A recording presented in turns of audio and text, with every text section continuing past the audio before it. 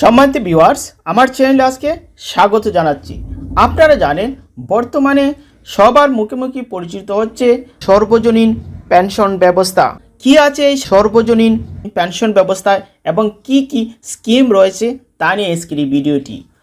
আমরা জানি জাতির পিতা বঙ্গবন্ধু শেখ মুজিবুর রহমান দেশের সকল স্তরের মানুষকে নিয়ে দেশ গড়ার স্বপ্ন দেখেছিলেন।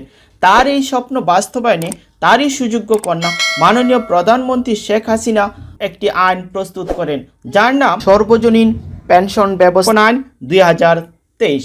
এই পেনশন ব্যবস্থাপনা আইনের আওতায় প্রতিষ্ঠিত হয় জাতীয় পেনশন কর্তৃপক্ষ এবং এই পেনশন ডিজিটাইজেশন করার জন্য প্রস্তুত করা হয় একটি ডিজিটাল পেনশন প্ল্যাটফর্ম উপেনশন।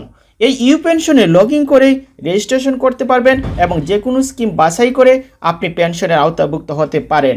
এবং যারা স্বকর্মে নিয়োজিত তাদের জন্য রয়েছে সুরক্ষা পেনশন স্কিম, এবং যারা প্রবাসে বসবাসরত তাদের জন্য রয়েছে প্রবাস পেনশন স্কিম, এবং যারা বেসরকারি কাজে নিয়োজিত তাদের জন্য রয়েছে প্রগতি পেনশন স্কিম, এবং যারা স্বল্প আয়ের মানুষ তাদের জন্য রয়েছে সমতা পেনশন স্কিম।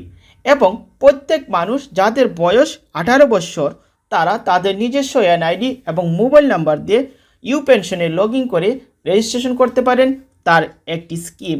এবং এ বিষয়ে যদি আরও বিস্তারিত জানাতে হয় তাহলে আপনাকে লগ ইন করতে হবে www.upension.gov.bd এই লিঙ্কে।